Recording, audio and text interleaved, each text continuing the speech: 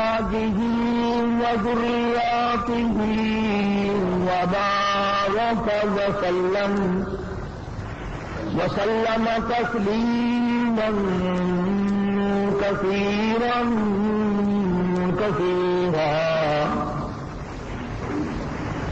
أما بعد فأعوذ بالله السميع العليم من الشيطان الرجيم بسم الله الرحمن الرحيم في جنات يتساءلون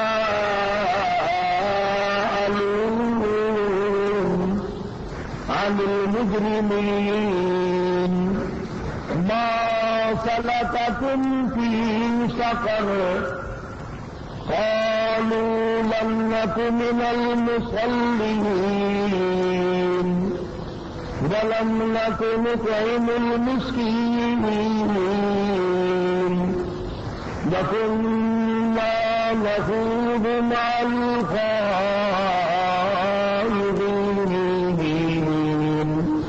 وكنا نكذب بيوم الدين حتى أتانا اليقين.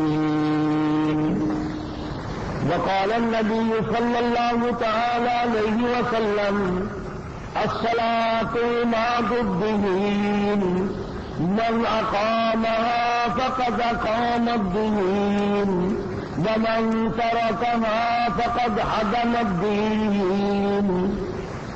وقال النبي صلى الله تعالى عليه وسلم الفرق بيني وبين العبد ترك الصلاة. صدق الله مولانا العلي العظيم وصدق رسوله النبي الكريم ونحن على ذلك لمن الشاهدين والشاكرين والحمد لله رب العالمين. اللهم صل على محمد وعلى آل محمد كما صليت على إبراهيم وعلى آل إبراهيم إنك حميد مجيد. اللهم بارك على محمد وعلى آل محمد كما باركت على إبراهيم وعلى آل إبراهيم إنك حميد مجيد.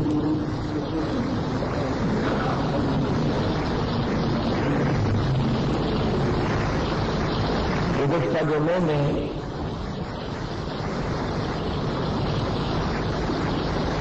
جگر گوش رسول نواس رسول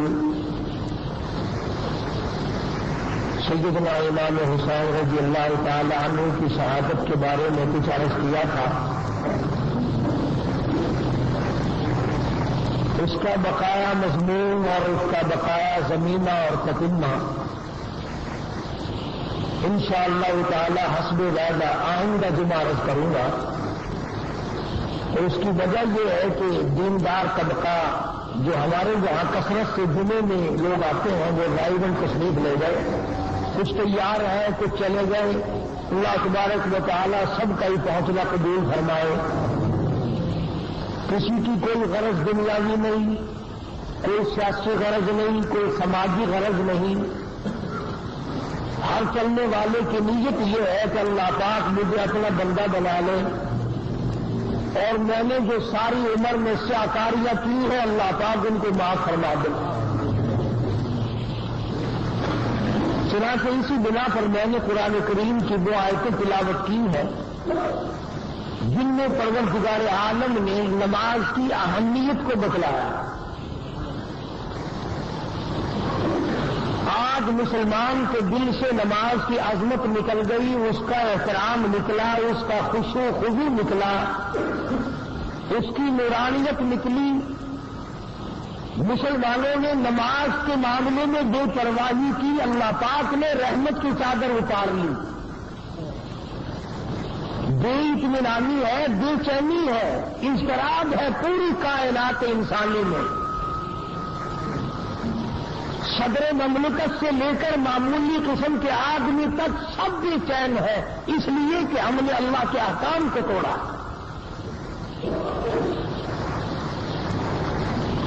مالک کی نافرمانی کر کے کبھی کوئی اچھے راستے پہ نہیں چل سکتا۔ اضطراب اور پریشانی کی جگہ سکون تو جب ملے گا جب ہم اللہ اور اس کے رسول کریم صلی اللہ علیہ وسلم کی تمام احکام کو بجا لائیں گے۔ اب زندگیاں ہماری بگڑی ہوئی، 7 سال کی عمر ہو گئی، نماز کی پرواہ نہیں، آتی نہیں، سیکھی نہیں۔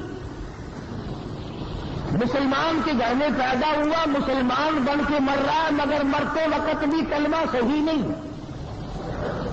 سبحانک اللہ یاد نہیں، التحیات دعا قنوت یاد نہیں، ساری عمر میں کبھی ان چیزوں کی ضرورت نہ سمجھی۔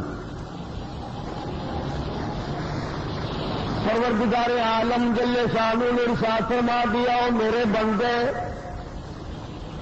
اگر تو نماز میں کھڑا ہو، میرے سامنے عاجزی کر، رکوع کر، سجدہ کر، التحیات میں بیٹھ کے مجھ سے مناجات کر، فرمایا میرے بندے میری تیری ملاقات کا ایک ہی ذریعہ ہے، ایک ہی طریقہ کار ہے، ایک ہی ضابطہ اصول ہو سکتا ہے، سر تیرا ہو، سجدے میں رکھ دے عاجزی انکساری کے ساتھ، میں دیکھوں میرے سامنے میرا بندہ ناک رگڑ رہا ہے۔ علماء کرام نے لکھا ہے کہ اللہ والے نے حدیث پاک میں آتا فرمایا، مدنی کریم صلی اللہ علیہ وسلم نے جب آدمی اللہ اکبر کہتا ہے، اللہ پاک جواب میں ارشاد فرماتے ہیں میرے بندے نے میری بڑائی بیان کی، پھر سبحانک اللہم پڑھتا ہے، آواز آتی ہے میرے بندے نے میری تعریف کی، پھر الحمد شریف پڑھتا ہے، آواز آتی ہے حمدنی عبدی مجدنی عبدی، میرا بندہ میری بزرگی بیان کر رہا ہے، میرا بندہ میری تعریف کر رہا ہے۔ جب مکمل نماز کو ادا کر لیتا ہے، ادھر نماز سے فارغ ہوتا ہے، ادھر دریائے کرم جوش میں آتا ہے، او میرے بندے تیرے سارے گناہ معاف کر دیے گئے۔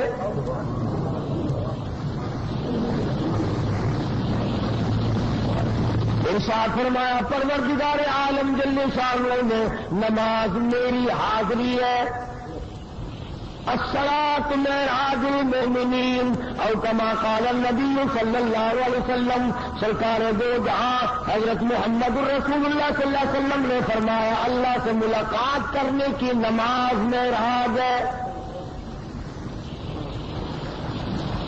اپنے وقت پر پڑھی جائے، حفاظت کے ساتھ پڑھی جائے، اس کا اہتمام کیا جائے۔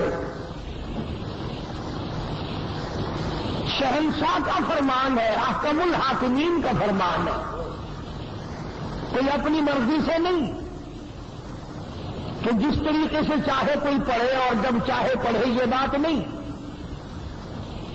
مکمل طریقہ کار اللہ پاک نے اپنا محبوب حضرت محمد الرسول اللہ صلی اللہ علیہ وسلم کو بھیجا اسی لیے کہ میری امت میرے بندوں کو جا کر بتاؤ رکوع کیسے ہوگا، سجدہ کیسے ہوگا، قیام کیسے ہوگا، اور نماز میں کھڑے ہو کر کیا پڑھنا چاہیے۔ تو پروردگار عالم نے ان آیات میں فرما دیا حساب و کتاب مکمل ہوگا،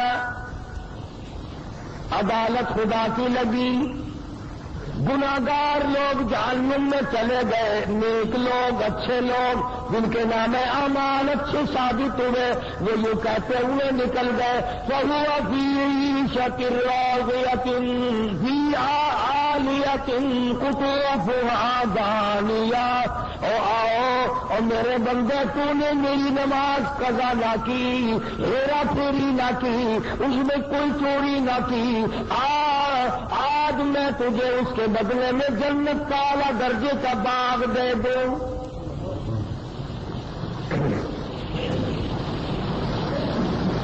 کچھ لوگ اپنے نام اعمال بائیں ہاتھ میں لیے ہوئے نظر آئیں گے، قرآن کریم میں ہے آدمی کی چھاتی کو چیر کر بایاں ہاتھ اس میں سے گزار کر پیچھے سے نام اعمال پکڑایا جائے گا، پتہ چل جائے گا یہ ہے پرانے بدماش۔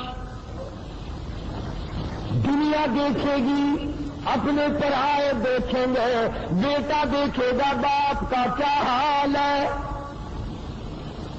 بیٹی دیکھے گی امی جان کا کیا حال ہے۔ وَأَمَّا مَنْ أُوتِيَ كِتَابَهُ وَرَاءَ ظَهْرِهِ فَسَوْفَ يَدْعُو ثُبُورًا وَيَصْلَىٰ سَعِيرًا۔ اور میرے بندے یاد رکھی، چھاتی میں سے تیرا ہاتھ گزار کر پیچھے سے نام اعمال پکڑاؤں گا تاکہ لوگوں میں بھی پہچان ہو جائے، لِيَمِيزَ اللَّهُ الْخَبِيثَ مِنَ الطَّيِّبِ۔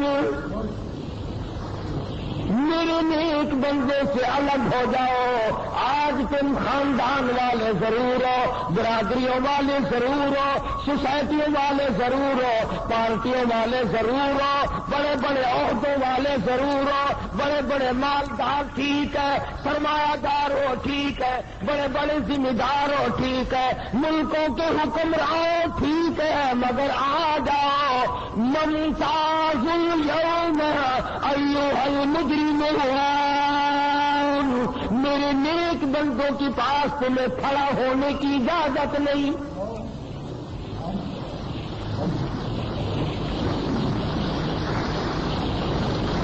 جنتی جنت میں چلے گئے، دوزخی دوزخ میں چلے گئے۔ دوزخیوں کو تو کہاں مہلت ملے گی بات کرنے کی؟ تجربہ کر دیکھو، آگ پر انگلی رکھو، پھر ہائے ہائے کے سوا کوئی بات کرنے کا موقع ہی نہیں رہتا۔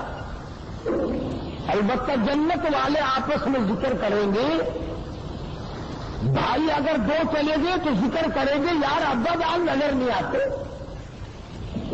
امی نظر نہیں آتی، فلانا بھائی ہمارا نظر نہیں آتا، فلاں دوست نہیں معلوم ہوتا، فلاں رشتے دار جنت میں دکھائی نہیں دیا۔